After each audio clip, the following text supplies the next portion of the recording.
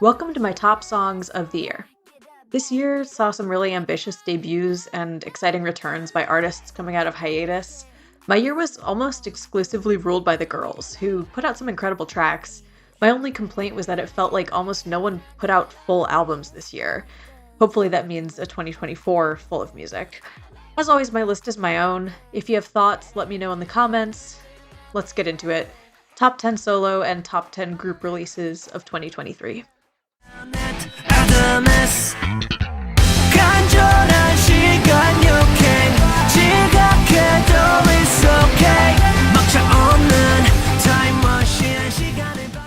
It was delightful to hear Gyeok's solo music fully realized this year. Not once, but twice.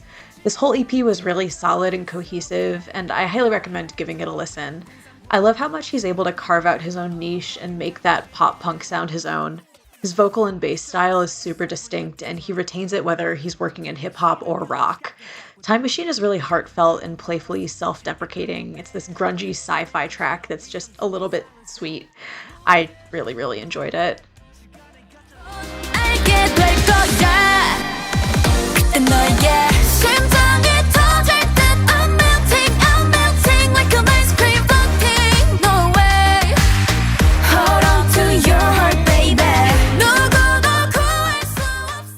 I'm thrilled that Mimi Rose not only survived this year, but released such a banger of a single. I love the weird, over-processed flute sample in the chorus, the galloping reggae beat underneath an ominous whistle. Their vocals are full and rich, painting a sinister picture of temptation and deception. Flirting reminds me of a Bond theme song. It's grand and cinematic and stylish and dark.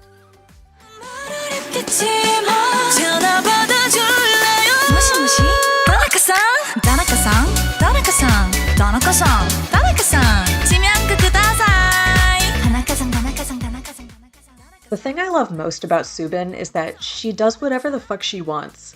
Every song she puts out has so much character. Tanaka-san is weird and quirky, but also so smooth and easy to listen to. Her voice has this mature depth and richness, and I love how it contrasts with the bright, thin synths. It always feels like she's playing around with music, and I'm always excited to see what she's gonna bring to every new release.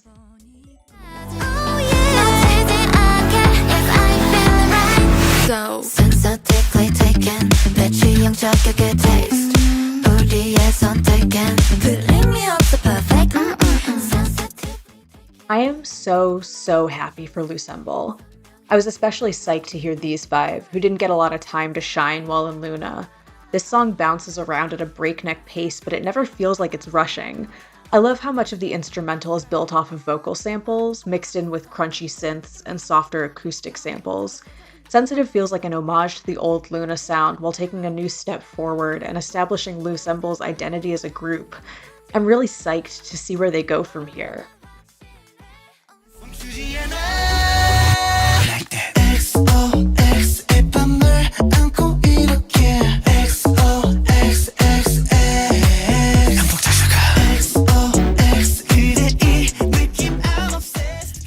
I'm a sucker for a house track that really gets down and feels itself, and Jungkook was feeling it.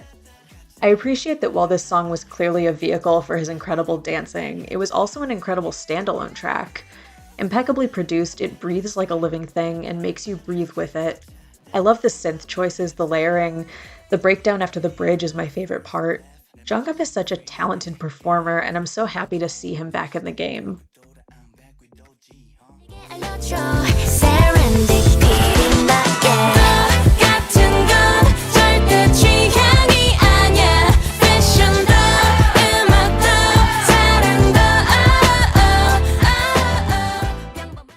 Queen's Eye was my favorite discovery this year. I'm really sad I couldn't put This Is Love on this list as well, and I highly recommend checking it out. Lots of groups were pulling inspiration from 90s R&B, but Unnormal really captures that laid-back swagger.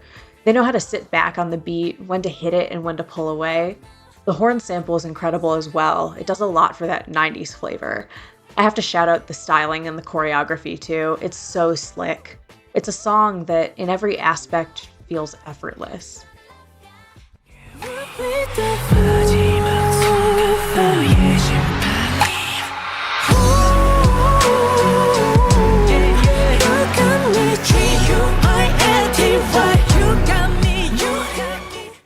We needed Taemin back so bad, and oh boy, he came out of the gate swinging.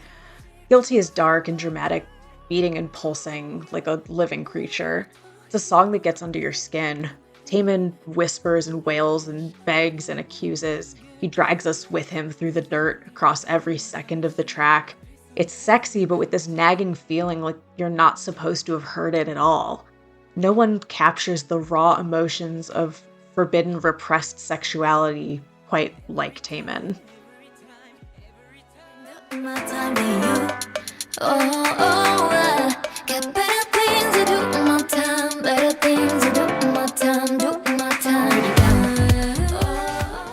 This song came fully out of left field. I haven't historically been the biggest aespa fan, but I loved Better Things. It's so rhythmically intricate, built on this crisp, syncopated percussion line. I love the way the layers create a wall of sound before pulling back to a single vocal line. It feels like laying on a beach and letting the waves just crash over you. I don't do ASMR, but this song is like ASMR to me. 잠깐 시간이 됐어 이제 get your head up high countdown 모두 준비됐어 now get right 가고 싶은데 I love that we got 4 solo tracks from Kiss of Life alongside their debut, and this was absolutely my favorite of the 4. I really appreciate the opportunity to hear Belle's voice across her whole range. She's known for her powerhouse high notes, but I love her quieter, more delicate moments here. Her voice is so expressive and versatile, so good at capturing raw emotion. She's already so technically capable and polished, and I'm excited to hear where she can go from here. 어렵게 나왔잖아 악착같이 살잖아 hey. 나는 건물 사이에 피어난 장미 삭막한 이 도시가 아름답게 물들 때까지 I don't really understand what makes a song go viral, but I'm really glad this one did, because it's just so good. Rose Blossom feels relentlessly optimistic. I love the crunchy synths that underscore the entire thing and the way the track utilizes the uniqueness of each of their voices. It feels like a love letter to youth and the bittersweetness of growing up, and I so appreciate how sincerely heartfelt it is. I'm a rose growing in concrete until this bleak city fills with color.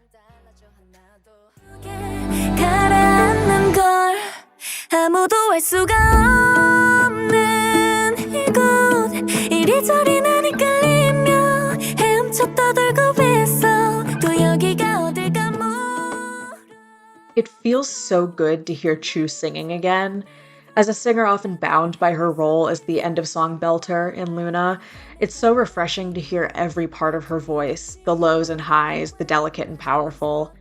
Underwater is in turns confessional and triumphant, a delicate guitar line giving way to a deep wall of sound, the shoreline meeting the boundless ocean. Chu is such a charismatic, emotional singer.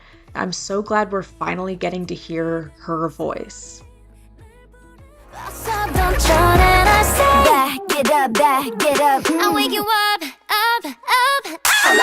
Talk that shit 내 숨은 on your lips That's so sweet Kiss of Life got so lucky with this combination of 4 voices. In a sea of 90s and Y2K throwbacks this year, this is one of the only tracks to really nail it for me, and part of that is that Kiss of Life has so much raw personality. It brings to mind those old girl groups with their vocal idiosyncrasies, their power and control and tight harmonies, clever verses and catchy choruses. The instrumental itself is immaculate. I love that so much of it is just vocal samples over heavy bass, mixed with those classic synth horn hits. Beyond that, what makes it so memorable and lasting is its unrestrained joy. I'm really glad they're getting the recognition that they deserve.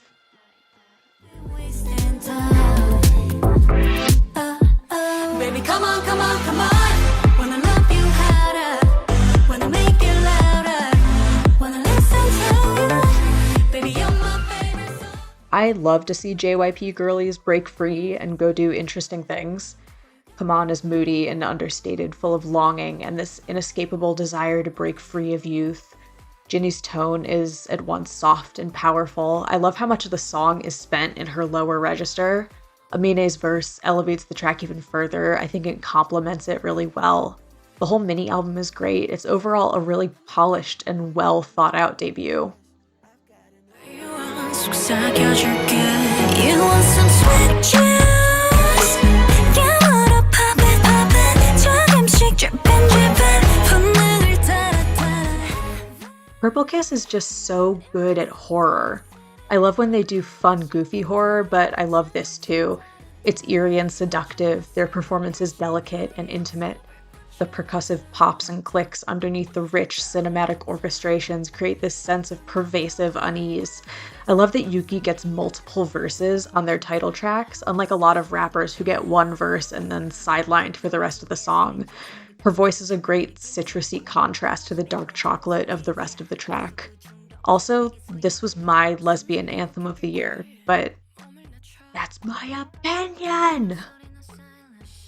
필요해 small talk and conversations. I'm sick of small talk about where you've been. I just came for the small talk. There's something to be said for a really solidly written pop song delivered by someone who is so good at what they do. Sungkyu is goofy and heartfelt, and the song feels like an effortless kind of dialogue. His voice is great for this sound, a little raspy but always perfectly controlled. The bass line absolutely fucks, and it's great to hear a guitar solo in a genre that rarely takes time for that kind of instrumental break. The song will get stuck in your head, and you won't even be mad about it.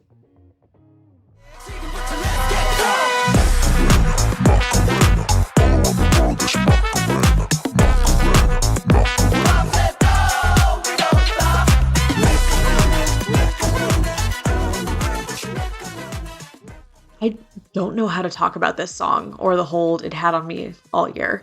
Both the video and the song are excessively silly, but also like weirdly stylish. The song knows it's a character. It rides a fine line between indulging in its own goofiness and taking itself seriously. The members' vocal deliveries ping off of each other. High to low, gritty and twangy, each one a new player on top of the driving beat. The horns glue the whole thing together. K-pop loves a horn sample, but rarely are they integrated this well throughout the entire song. It also had one of my favorite choreographies of the year. I appreciate how it nods to the original Macarena without being too beholden to it. Macarena is everything I want out of K-pop. Catchy, creative, and weird with a bizarre little music video to match. 파도보다 더 크게 외쳐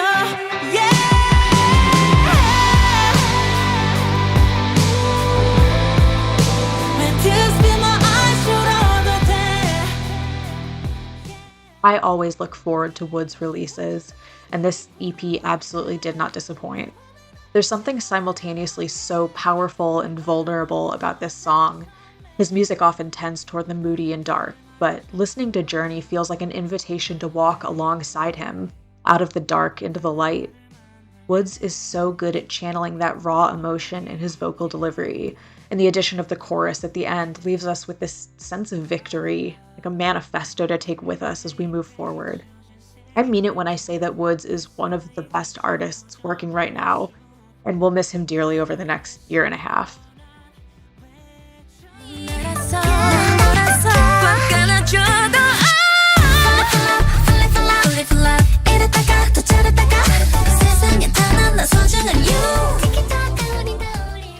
Besides being one of the best title tracks of the year, Yunoya came off of one of the year's best EPs as well. It's deceptively sweet and simple on top. Scratching the surface, Yunoya is rich and tight and intricate. Layers on layers of vocals and synths, so complex that you can still find something new on the 100th listen. It's driven by their impeccable vocal delivery. I love the way Shiyun and Moonsua approach rap with so much melody in it. I feel like the entire song was made with the oral equivalent of a soft camera focus or the golden filter of a fond memory. It's whimsical and inviting and complex and surprising, and it's everything that I love about Billy's music. Before we get to my top two, here are some honorable mentions that didn't make the cut.